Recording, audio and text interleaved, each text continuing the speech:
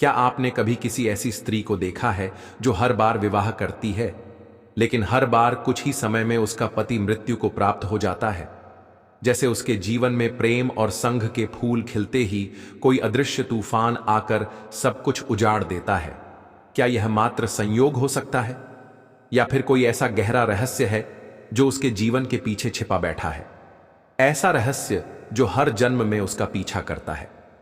क्या आपने कभी सोचा है कि कुछ औरतें क्यों जीवन में बार बार वैवाहिक दुख झेलती हैं? क्यों उनके जीवन में बार बार वही त्रासदी दोहराई जाती है? वह कौन सी अदृश्य शक्ति है जो हर बार उनके सुहाग को छीन लेती है, मानो प्रेम का फल उनके भाग्य में लिखा ही ना हो? क्या यह किसी आत्मा का कोई पुराना अपराध है?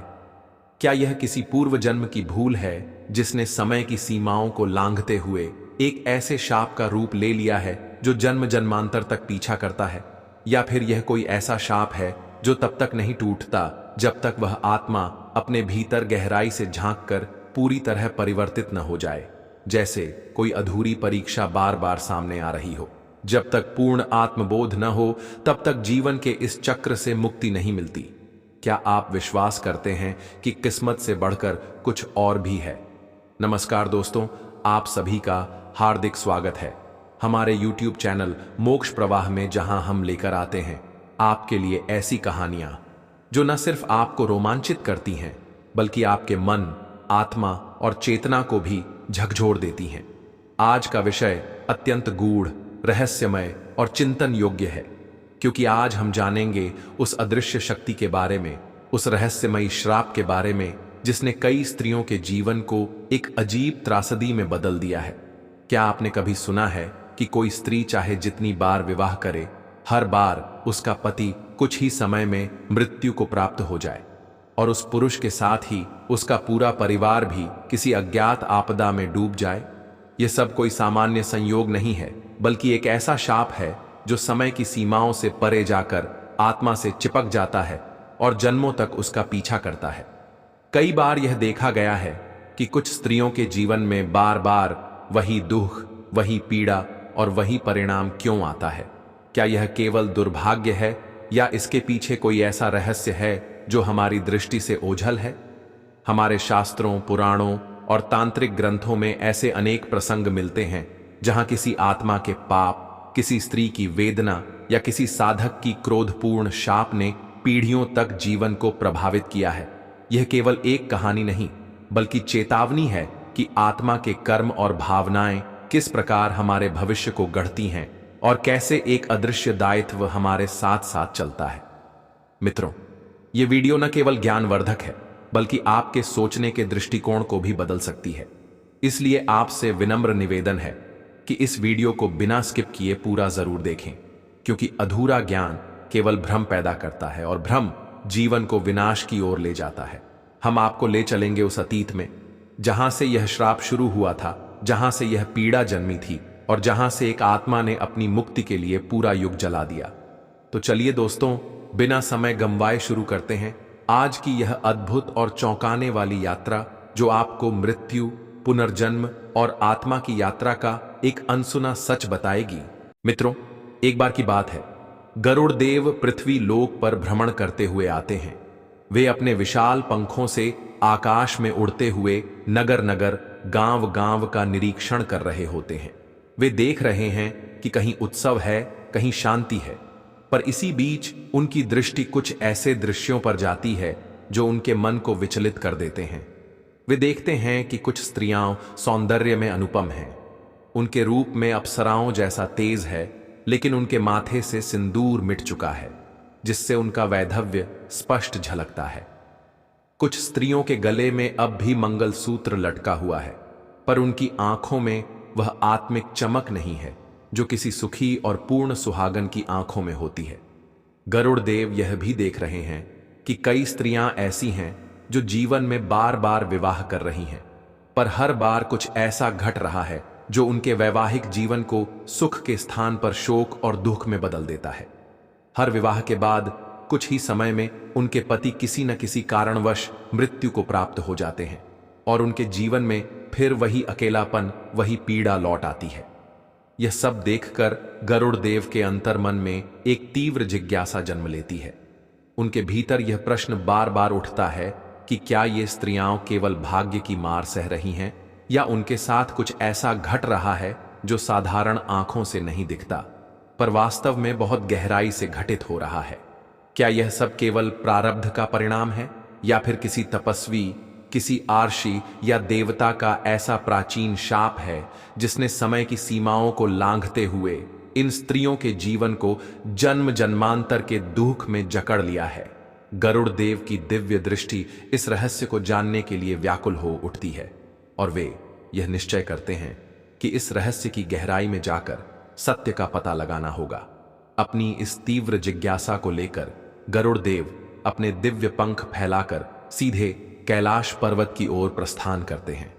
कैलाश, जहां समय थम जाता है, जहां हवा में भी तप और शांति का स्पंदन होता है, जहां हिम की श्वेत चादरें केवल ठंडक नहीं बल्कि तपस्या का प्रतीक होती हैं, वहां की निस्तब्धता में भी एक दिव्य गूंज होती है, जैसे समस्त ब्रह्मांड वहां आकर मौन में समा जाता हो। जब गरुड़ देव वहां पहुंचते हैं तो वे देखते हैं कि कैलाश का वातावरण अलौकिक शांति से भरा हुआ है। बर्फ की चट्टानों पर सूर्य की किरणें पड़ रही हैं, पर वहां की चमक किसी साधारण प्रकाश की नहीं बल्कि दिव्यता की प्रतीक है। वहां की वायु में जो गूंज है वह नाद है, ओम का कंपन जो हर श्वास में अनुभूत होता है। शिवजी ध्यान में लीन है, उनकी जटाओं से मंद मंद गंगा बह रही है, नेत्रों पर शांति की परत है, उनके शरीर पर भस्म लगी है जो उनके वैराग्य और शक्ति का संकेत है। उनके पास माता पार्वती भी विराजमान है, शांत, सौम्य और करुणा से परिपूर्ण, जैसे संपूर्ण सृष्टि की जननी अपनी संपूर्ण सहानुभूति के साथ ध्यान मग्न हो। वहीं नंदी भक्तिभाव से बैठे हैं, गणों की टोली मौन साधे हुए है और चारों ओर एक ऐसी ऊर्जा फैली है जिसे शब्दों में बांधना कठिन है। गरुड़ देव कुछ समय तक श्रद्धा से उस दृश्य को देखते हैं, फिर अपने हृदय की व्यथा लेकर महादेव के सामने हाथ जोड़कर खड़े हो जाते हैं। और जब महादेव अपनी समाधि से बाहर आते हैं तो गरुड़ देव उनकी ओर झुककर विनम्र स्वर में कहते हैं, हे त्रिपुरारी, हे सृष्टि के संहारक और कल्याणकारी भोलेनाथ, मैं आज आपके चरणों में एक ऐसी जिज्ञासा लेकर उपस्थित हुआ हूं जो केवल मेरी नहीं बल्कि पृथ्वी की अनेक पीड़ित आत्माओं की है। मैंने पृथ्वी पर भ्रमण करते समय यह देखा है कि कुछ स्त्रियां ऐसी हैं जो बार बार विवाह करती हैं, पर हर बार उनके पतियों की मृत्यु हो जाती है। उनका जीवन एक ऐसा चक्र बन गया है जिसमें प्रेम आता तो है पर टिकता नहीं। हर बार वह विधवा हो जाती है और उनके जीवन में बार बार दुहक की वही परछाई लौट आती है। हे महादेव, मेरी जिज्ञासा है, कौन सा अपराध, कौन सा पाप या कौन सी ऐसी अदृश्य डोर है जो इन स्त्रियों को जन्म जन्मांतर तक पीड़ा की बेड़ियों में बांध देती है? क्या यह केवल प्रारब्ध है या यह किसी आर्ष्य का शाप है? क्या कोई आत्मा अपने कर्मों के कारण इस पीड़ा को बार बार भोगती है? और यदि ऐसा है तो क्या इस श्रृंखला का कोई अंत है? क्या ऐसा कोई मार्ग है जिससे इन आत्माओं को मुक्ति मिल सके? हे देवों के देव, कृपया इस रहस्य से पर्दा उठाइए। गरुड़ देव का यह प्रश्न केवल एक देव का नहीं बल्कि उन सभी जिज्ञासु आत्माओं का है जो जीवन के दुखों में अर्थ तलाशती हैं और जानना चाहती हैं कि क्या हर पीड़ा के पीछे कोई कारण छिपा होता है या सब कुछ केवल भाग्य का खेल है। और तब शिव मुस्कुराते हैं, वह मुस्कान जिसमें करुणा भी है, रहस्य भी और गहन ज्ञान की छाया भी है। उनके नेत्रों में उस स्त्री की पीड़ा की झलक है जिसे गरुड़ ने देखा था। शिव अपनी मुद्रा बदलते हैं, उनकी जटाएं धीरे धीरे हिलती हैं जैसे समस्त ब्रह्मांड की ऊर्जा उनके भीतर प्रवाहित हो रही हो, और फिर वे मंद स्वर में कहते हैं, गरुड़, तुम्हारी यह जिज्ञासा साधारण नहीं है और इसका उत्तर केवल शब्दों में नहीं समा सकता। इसका उत्तर एक कथा में छुपा है, एक ऐसी कथा जो समय के पार जाती है, एक ऐसी स्त्री की कथा जिसने अपने जीवन में केवल एक अपराध किया था, एक क्षण का अज्ञान, एक पल की कठोरता और वही एक निर्णय 7 जन्मों तक उसके जीवन की दिशा बदलता गया। यह कथा न केवल उत्तर है बल्कि आत्मा की परतों को खोलने वाली एक चेतावनी भी है। यह वह कथा है जिसे सुनना जितना आवश्यक है उतना ही इसे समझना भी। आत्मा की उस गहराई तक जाना जहां कर्मों की गांठें बनती हैं और जहां से प्रारब्ध की डोर निकलती है। सुनो गरुड़, उस स्त्री की कथा जिसने केवल एक बार पद से विचलन किया, लेकिन उस एक दोष का मूल्य उसने जन्म जन्मांतर की पीड़ा में चुकाया। इतना कहकर शिव मौन हो जाते हैं और चारों ओर की वायु में जैसे कुछ बदल जाता है, जैसे सृष्टि स्वयं रुककर उस कथा को सुनने को तैयार हो जाती है। समय थम जाता है, प्रकृति स्थिर हो जाती है और गरुड़ देव अपने समस्त चित्त से उस कथा को सुनने को तत्पर हो जाते हैं। शिव जी कथा सुनाना आरंभ करते हैं और कहते हैं, बहुत समय पहले की बात है। मगध राज्य के एक शांत और सुरम्य गांव प्रभालपुर में एक अत्यंत बुद्धिमान और तेजस्विनी कन्या ने जन्म लिया। गांव चारों ओर से हरे भरे वनों से घिरा हुआ था। बीचों बीच बहती थी एक निर्मल नदी, जिसकी कल कल ध्वनि गांव के वातावरण को पवित्र बनाती थी। प्रभालपुर के लोग साधारण जीवन जीते थे, पर वे धर्म, तप और विद्या में गहरी श्रद्धा रखते थे। इसी गांव में जब कन्या जन्मी तो आकाश में एक असामान्य प्रकाश फैला और गांव के बुजुर्गों ने कहा, यह कन्या साधारण नहीं है। उसका नाम रखा गया देवव्रता। बचपन से ही वह अन्य बालिकाओं से अलग थी। खेलकूद की बजाय वह वेदों, उपनिषदों और शास्त्रों में रुचि रखती थी। प्रभालपुर के पास स्थित विद्याश्रम में जब वह जाती तो बड़े बड़े आचार्य भी उसकी तर्क शक्ति और स्मरण शक्ति देखकर चकित रह जाते। धीरे धीरे उसकी कीर्ति मगध की राजधानी तक पहुंचने लगी। राजकीय सभा में जब कोई विद्वान आता तो लोग कहते, पहले देवव्रता से चर्चा कर लो, फिर सभा में जाना। ऐसे में उसका आत्मविश्वास धीरे धीरे अभिमान में बदलने लगा। उसने एक दिन यह घोषणा कर दी कि ब्रह्म ज्ञान केवल पुरुषों की संपत्ति नहीं है, स्त्रियां भी ऋषियों से श्रेष्ठ ज्ञान रख सकती हैं। उसकी यह बात कुछ लोगों को प्रेरणादायक लगी, परंतु कुछ ने इसे अहंकार समझा। उसी समय मगध राज्य के ही एक कोने में एक युवा ब्रह्मचारी आर्षि अद्वैयानंद कठोर तपस्या में लीन थे। वे किसी से नहीं बोलते थे, केवल आत्म साक्षात्कार की साधना में डूबे रहते थे। जब देवव्रता को उनके ज्ञान की चर्चा सुनने को मिली तो उसने उन्हें सभा में बुलवाया। सभा में उसने उनका अपमान कर दिया और खुलेआम कहा, तुम्हारा ज्ञान अधूरा है, स्त्रियों का ज्ञान ही सच्चा होता है। आर्षि अद्वैयानंद मौन रहे। उन्होंने कोई प्रतिक्रिया नहीं दी। उनकी आंखों में आंसू थे। वह क्रोध नहीं था, पीड़ा थी। वे शांत स्वर में बोले, हे देवी, तू ज्ञान में श्रेष्ठ हो सकती है, परंतु तू अहंकार में डूब गई है। ज्ञान विनम्रता मांगता है, दंभ नहीं। तेरे इस व्यवहार ने न केवल मेरी साधना का अनादर किया है, बल्कि ज्ञान की मर्यादा का भी। इसलिए मैं तुझे श्राप देता हूं। अगले 7 जन्मों तक तेरा विवाह तो होगा, पर तुझे कभी पति का सुख नहीं मिलेगा। हर जन्म में तेरा सुहाग तुझसे छिन जाएगा और तुझे यह पीड़ा सहनी होगी जन्मों तक। परंतु जब तू अपने भीतर सच्चा परिवर्तन लाएगी, जब तू पूर्ण ब्रह्मचर्य का पालन करेगी और शिव भक्ति में लीन होगी, तभी तुझे अंतिम जन्म में मुक्ति प्राप्त होगी। यह कहकर अर्षि अद्वैयानंद वहां से चले गए और देवव्रता स्तब्ध रह गई। उसके भीतर कुछ टूट गया। उसके गर्व का शीश महल बिखर गया और वहीं से उसके कर्मों की यात्रा प्रारंभ हुई। अगले जन्म में वह एक अत्यंत सुंदर कन्या बनी। उसका नाम था सती। इस बार वह पुण्यशील थी, दयालु और धार्मिक।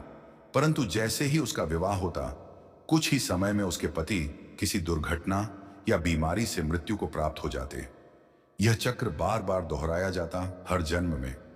कभी वह किसी राजा की रानी बनी, कभी किसी ब्राह्मण की पत्नी, कभी किसी वीर क्षत्रिय की जीवन संगिनी। लेकिन हर बार नियति उसे वही पीड़ा देती रही। समय बीतता गया, जन्मों की यात्रा आगे बढ़ती रही और अंततः 7वें जन्म में वह वसुंधरा नामक एक साध्वी के रूप में जन्मी। इस बार उसका जन्म तपोवन नामक एक घने वन के समीप छोटे से आश्रम में हुआ। तपोवन एक अत्यंत पवित्र स्थान था, जहां केवल आर्षि मुनि और साधक निवास करते थे। वसुंधरा का जीवन इस बार संसार से विरक्त था। उसने भोजन त्याग दिया, अलंकारों से दूर रही और केवल शिव की भक्ति में डूब गई। वर्षों तक वह हिमालय की कंदराओं में ध्यान करती रही। उसने मौन व्रत रखा, अपने भीतर की समस्त इच्छाओं को शांत किया और केवल शिव का नाम जपती रही। और फिर एक दिन जब उसकी साधना पूर्ण हुई तो उसने समाधि ली। उस क्षण जब उसकी आत्मा शरीर से मुक्त हुई, तब आकाश में एक दिव्य प्रकाश फैल गया और आकाशवाणी हुई, यह आत्मा अब मुक्त है, यह 7 जन्मों की पीड़ा भोग कर अंततः अपने अहंकार को त्याग चुकी है और अब इसे मोक्ष प्राप्त होता है। इस प्रकार देवव्रता से वसुंधरा बनने तक की यह यात्रा केवल एक स्त्री की नहीं थी, बल्कि हर उस आत्मा की थी जो अपने एक अपराध के लिए समय से संघर्ष करती है। पर जब वह सच्चे हृदय से परिवर्तन लाती है तो ब्रह्मांड भी उसे मुक्ति का वरदान दे देता है। यह कथा समाप्त कर शिवजी शांत स्वर में गरुड़ की ओर देखते हैं। उनके नेत्रों में करुणा और गहराई का अद्भुत संगम होता है। हिमालय की ठंडी हवाएं मंद गति से बह रही होती हैं। कैलाश का वातावरण जैसे किसी दिव्य ऊर्जा से भर जाता है। वहां बैठी माता पार्वती भी उस क्षण की गंभीरता को अनुभव कर रही होती है। नंदी, गणेश और कार्तिकेय भी समीप ही ध्यान मग्न मुद्रा में होते हैं। चारों ओर एक दिव्य मौन पसरा हुआ होता है, ऐसा मौन जो शब्दों से अधिक गूंजता है। शिव का दृष्टि मिलते ही गरुड़ की आंखें झुक जाती हैं और वे कुछ क्षण मौन रहते हैं। फिर वे विनम्रता से हाथ जोड़कर कहते हैं, महादेव, कथा अत्यंत मार्मिक थी, आत्मा को छू लेने वाली। पर एक बात अब भी मेरे हृदय में गूंज रही है। यदि किसी स्त्री ने किसी पूर्व जन्म में कोई अपराध किया हो, तो क्या उसे उसके पश्चात आने वाले जन्मों में सजा मिलती ही है? क्या उसके पश्चाताप और प्रायश्चित का कोई मूल्य नहीं होता? क्या आत्मा को अपनी भूल सुधारने का कोई मार्ग नहीं मिलता? शिवजी मुस्कुराते हैं, वह मुस्कान जिसमें उत्तर भी छुपा है और आशा भी। वे अपनी जटाओं को सहलाते हुए गंभीर स्वर में कहते हैं, गरुड़, पाप और पुण्य दोनों ही कर्म हैं और हर कर्म की एक गति होती है। समय चाहे जो भी हो, उसका फल आत्मा को मिलकर ही रहता है। यह ब्रह्मांड का नियम है। जैसे बीज बोया जाए वैसा ही वृक्ष उगेगा। यह अटल सत्य है। परंतु आत्मा को उस मार्ग से मोड़ा जा सकता है यदि वह सच्चे भाव से पश्चाताप करे। लेकिन ध्यान रहे, अक्सर लोग दुख आने पर पश्चाताप करते हैं और सुख मिलते ही वही गलतियां दोहराते हैं। उनके आंसू क्षणिक होते हैं और उनका पश्चाताप केवल शब्दों में होता है। पर सच्चा पश्चाताप वह होता है जिसमें आत्मा की गहराई से परिवर्तन होता है। जब भीतर की चेतना स्वयं को दोषी माने और कर्मों की दिशा को पूरी तरह पलट दे, तभी वह पश्चाताप प्रभावी होता है। गरुड़, केवल आंसू बहा देना प्रायश्चित नहीं होता। जब आत्मा की गति रुक जाए और वह भीतर से विकल हो उठे, जब वह अपने कर्मों को न दोहराने का दृढ़ निश्चय करे और पूर्ण ब्रह्मभाव में स्थित हो जाए, तभी वह शाप भी वरदान में बदल सकता है। क्योंकि ब्रह्मांड न्याय करता है पर करुणा भी रखता है, और शिव केवल न्याय नहीं करते, वे करुणा के भी स्वामी हैं। गरुड़ शिव के इन वचनों को सुनकर नतमस्तक हो जाते हैं। उनके भीतर उठती हुई हर जिज्ञासा अब शांत हो जाती है और वे जान जाते हैं कि आत्मा का सच्चा उद्धार केवल बाहरी कर्मों से नहीं, बल्कि आंतरिक परिवर्तन से ही होता है। तभी कोई आत्मा अपने पूर्व जन्मों के पापों से मुक्त होकर प्रकाश की ओर बढ़ सकती है। और इसी ज्ञान के साथ वहां उपस्थित प्रत्येक देवता, सिद्ध और तपस्वी इस रहस्य को मौन में स्वीकार करते हैं और कैलाश एक बार फिर समाधि के मौन में विलीन हो जाता है। यह कहकर शिवजी पुनः अपनी गहन ध्यानावस्था में लीन हो जाते हैं। उनका चेहरा शांत होता है, जैसे समस्त ब्रह्मांड की गति को समझने वाला कोई परम झाता साक्षात समाधि में प्रवेश कर गया हो। चारों ओर हिमालय की हवा ठहर सी जाती है। वातावरण में शिव तत्व की दिव्यता व्याप्त हो जाती है और वहीं गरुड़ देव, जो अभी कुछ समय पहले तक केवल एक उत्तर की तलाश में थे, अब उस उत्तर के साथ आत्मा की गहराइयों में डूबे हुए खड़े होते हैं। वे शिवजी को नमन करते हैं और अपनी चेतना में उस अनुभव को समेटे हुए कैलाश से प्रस्थान करते हैं। जब वे आकाश में उड़ते हैं तो उनका मन शांत हो चला होता है और हृदय में एक नई समझ, एक नई दृष्टि जन्म ले चुकी होती है। वे जानते हैं कि यह कथा केवल देवव्रता नाम की एक स्त्री की नहीं है, बल्कि यह उन सभी आत्माओं की कथा है जो कभी न कभी अपने अहंकार, वासना या अविवेक के कारण ऐसे कर्म कर बैठती हैं जिनका फल उन्हें जन्मों तक भोगना पड़ता है। परंतु साथ ही यह कथा यह भी सिखाती है कि कोई भी आत्मा शाप के बंधन में स्थायी रूप से नहीं बंधी होती। हर आत्मा के पास एक अवसर होता है पुनः उठने का, स्वयं को बदलने का और मोक्ष की ओर अग्रसर होने का।